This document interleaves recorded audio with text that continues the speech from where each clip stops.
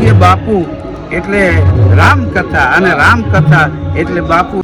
પણ મારો વિચાર એક એવો છે કે પૂજ્ય બાપુની અહીં કથા બેઠા પછી મેઘાણીભાઈના જીવનકાળને પૂર્ણ ન્યાયથી એક દોરાવા આગળ સંપૂર્ણ ન્યાય મળી ગયો છે। અને ગાંધીજી આપણા રાષ્ટ્રપિતાએ જેમને રાષ્ટ્રીય શાયર કહ્યા એવા ઝવેરચંદ કાલિદાસ મેઘાણી, જેની કર્મભૂમિ ઘણા બધા ગામની અંદર લાભ મળ્યો મેઘાણીનો, પણ બગસરાને વિશેષ લાભ મળ્યો છે। 14 વર્ષની ચારણ કન્યા જગદંબાસી જાણી, અમર લોકથી આવ્યો અમારા શાયર મેઘાણી। ના મનુભાઈ ગઢવી એવું લખે છે કે લોક સંસ્કૃતિ સમસ્ત બ્રહ્માંડને પ્રેમ કરવાનું, ભળી જવાનું, ભેટી જવાનું અને ભાગવાના બદલે ઊભું રહી જવાનું શીખો। તો જે આપણા ઝૂંપડામાં દટાઈ ગયેલી, જેની માથે ધૂળ વળી ગયેલી ખાનદાની, ખુમારી, વીરતા, સુરવીરતા, ભક્તિની અનેક વાતો ઝૂંપડે જઈને મેળવી। આજે કથાના 5મા દિવસે પદ્મશ્રી જગદીશભાઈ ત્રિવેદી આપણી સાથે ઉપસ્થિત છે। સીધી વાત એમની સાથે કરીએ।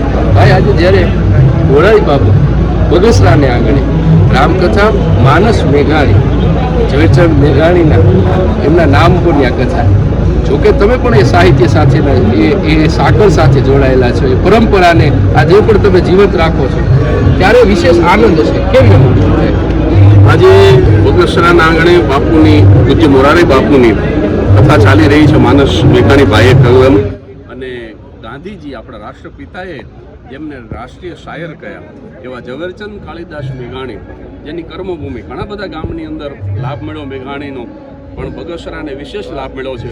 અને મેઘાણીની વંદના તો વર્ષોથી અમે કલાકારો કરીએ છીએ, પણ પૂજ્ય બાપુની વ્યાસપીઠ જ્યારે 9 દિવસ સુધી મેઘાણીની વંદના કરી રહી છે, ત્યારે મેઘાણી નામના છોડના મૂળ સુધી બાપુએ પાણી પહોંચાડ્યું છે। અને લોક કલાકારો પણ ખૂબ ઉમંગ અને ઉત્સાહથી ઉમટી રહ્યા છે, પુષ્કળ કલાકારો આવે છે। સાંજે અમે ત્યાં બાપુના ઉતારે મેઘાણીની વંદના કરીએ છીએ અને બાપુ વ્યાસપીઠ ઉપરથી વંદના કરે છે, અને લાખો માણસો અહીંયા આ કથાનો લાભ લે છે, પ્રસાદનો લાભ લે છે। આયોજન ખૂબ સારું છે। આ બગસરાની આવી પવિત્ર ભૂમિને હું જગદીશ ત્રિવેદી વંદન કરું છું। માનસ મેઘાણી કથાનું જ્યારે આયોજન બગસરાને આંગણે થતું હોય અને એવા હાસ્ય સમ્રાટ, એવા મરમી દિગુભા ચુડાસમા, જેને સાંભળવો એક લાવો છે, અને આજે જ્યારે આ કથાનું જ્યારે કવરેજ લેતા હોય એમાં મુખ્ય ફાળો દિગુભા ચુડાસમાનો છે। એટલે આ માધ્યમથી પહેલા તો એમનો આભાર માની અને સીધી વાત એમની સાથે કર્યા। એટલે દિગુભા, જ્યારે બગસરાના આંગણે માનસ મેઘાણી કથાનું જ્યારે ભવ્ય આયોજન થતું હોય અને બાપુના સ્વમુખેથી જ્યારે આ રસપાન કથાનું થતું હોય, સાહિત્યની ધરોહરને આજે જીવંત રખાતી હોય, ત્યારે અને આપ કલાકાર તરીકે, એક આ સાહિત્યકાર તરીકે, એક હાસ્ય કલાકાર તરીકે જ્યારે આપ અહીં સંચાલન કરતા હોય, કથામાં જ્યારે એનું રસપાન કરતા હોય, ત્યારે કેવો આનંદ છે, કેવી અનુભૂતિ છે? નમસ્કાર, જય માતાજી। આમ તો પહેલાં તો મેઘાણીભાઈ રાષ્ટ્રીય શાયર, આપણા એના ચરણોમાં પ્રણામ।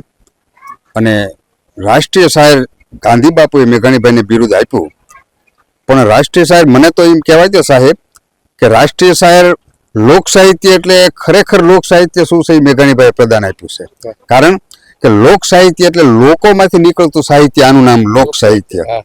અને લોકો સુધી જે પહોંચાડે એને લોક ડાયરો કહેવામાં આવે છે। પણ લોક ડાયરાને જે કંઈ એનું માધ્યમો મળ્યા, લોક સાહિત્યના પુસ્તકો મળ્યા, એના આધારે એને લોક હૃદય સુધી, પણ આ ધરતીમાં જે વાતો ધરબાયેલી છે એ વાતોને મોતિયાના દાણા જેમ વીણીને માલપા પ્રાણ પૂરીને જગતના ચોકમાં જીવતી કરીને મારા તમારા અહીંયા સુધી પહોંચાડ્યું, એવો કોઈ હોય તો રાષ્ટ્રીય શાયર મેઘાણી છે। અને મેઘાણીભાઈ ના દેહાંત પછી ભગત બાપુને લખવું પડ્યું હતું કે છંદા ગીતા અને સોરઠા અને સોરઠ સરવાણી, એટલા રોયા રાતા પાણી યાદ। અને એને શ્રદ્ધાંજલિ આપતા મંગલસિંહભાઈ પાતાભાઈ ગઢવીને લખવું પડ્યું હતું કે કોણ હવે કોદાળી લઈ આ ધરતી પડે ઢંઢોળે, કોણ હવે શમશાને જઈને ખપી ગયેલા ને ખોળે, કોણ હવે ગાશે આ ગૌરવ ગાથાની કહાણી, માટે અમરલોકથી આવ્યો અમારા શાયર મેઘાણી। જેને અમરલોકથી અમારા કવિઓ બોલાવે છે, એવો શ્રેષ્ઠ કવિ અમારા મેઘાણીભાઈને ખૂબ ખૂબ વંદન। અને એની યાદમાં જ્યારે એની સ્મૃતિ, જ્યારે એને સ્મરણાંજલિ બાપુની વિશ્વવંદનીય સંત પૂજ્ય બાપુની એક કથા બેઠી હોય અને હજારો માણસો એ કથાનું ભજન ભોજન સાથે શ્રવણ કરતા, ત્યારે તો એવું લાગે છે કે 1947 પછી આઝાદી આવી, લોકશાહી આવી, પછી જે સરકાર આવી એને મેઘાણીભાઈને પૂર્ણ ન્યાય આપ્યો છે. આપણે સરકારનો આભાર માનીએ, પૂર્ણ ન્યાય આપ્યો છે. પણ મારો વિચાર એક એવો છે કે પૂજ્ય બાપુની અહીં કથા બેઠા પછી મેઘાણીભાઈના જીવનકાળને પૂર્ણ ન્યાયથી એક દોરાવા આગળ સંપૂર્ણ ન્યાય મળી ગયો છે. એવા મેઘાણીભાઈના ચરણોમાં અમારા રામકથા બગસરા માનસ મેઘાણી કથાના 5મા દિવસે હાસ્ય સમ્રાટ દીપભાઈ સર્વે આપણી સાથે ઉપસ્થિત છે. સીધી વાત એમની સાથે કરીએ. દીપભાઈ, આજે જ્યારે મેઘાણીની કથા, જ્યારે માનસ મેઘાણી બગસરાને આંગણે કથા થતી હોય અને આ પરંપરાને, આપણા સાહિત્યની પરંપરાને જ્યારે જીવંત રાખતા હોય, જ્યારે રાજીપો વિશેષ હોય, ત્યારે શું કહેશો?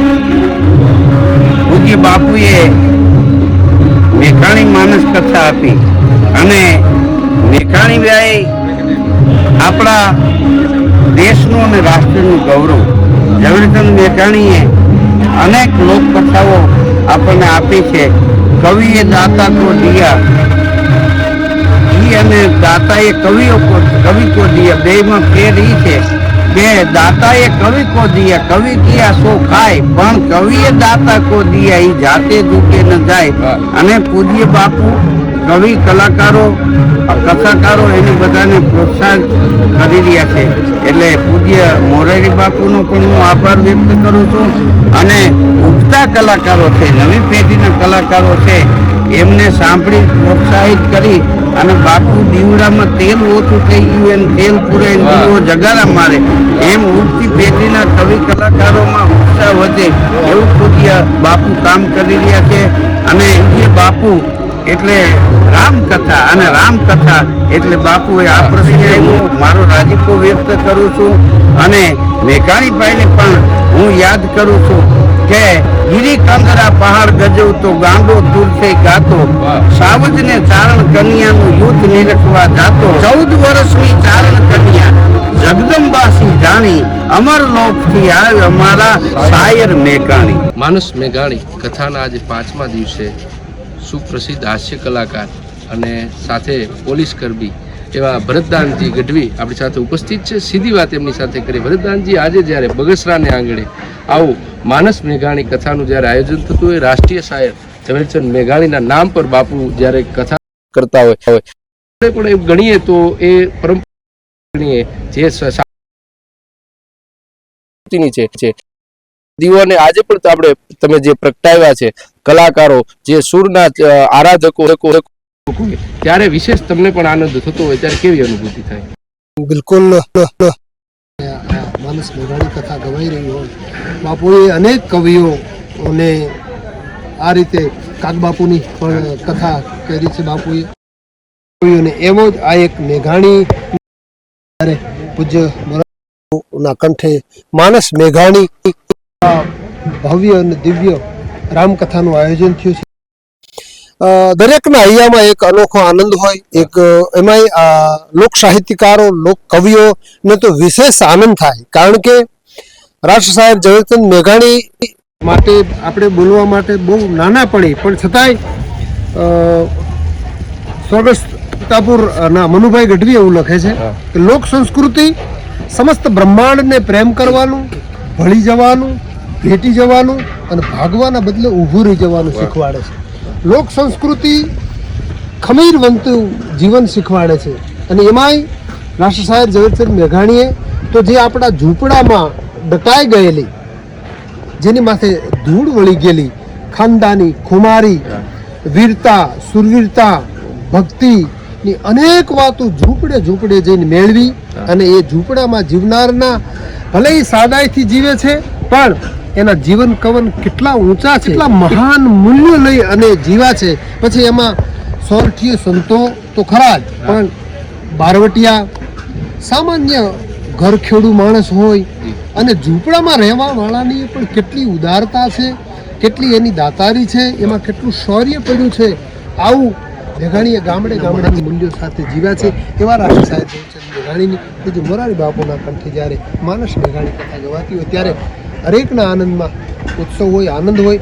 અને અમને તો વિશેષ આનંદ હોય, કારણ કે સાંઈરામભાઈ દવેની એક કવિતામાં એમાં એક લીટી ખાલી એમણે એવી લખી છે કે એ છે સાચો લોક ઋષિ, જે રોજ રાતે જે ગામડે ગામડે રસધાર ગાય છે તો રસધારની વાતો એ જીવતા શીખવાડે છે, કુમારી શીખવાડે છે, ખાનદાની શીખવાડે છે. એવી જ્યારે આ માનસ કથા માનસ મેઘાણી પૂજ્ય બાપુના કંઠથી સાંભળી છે ત્યારે વિશેષ આનંદ છે.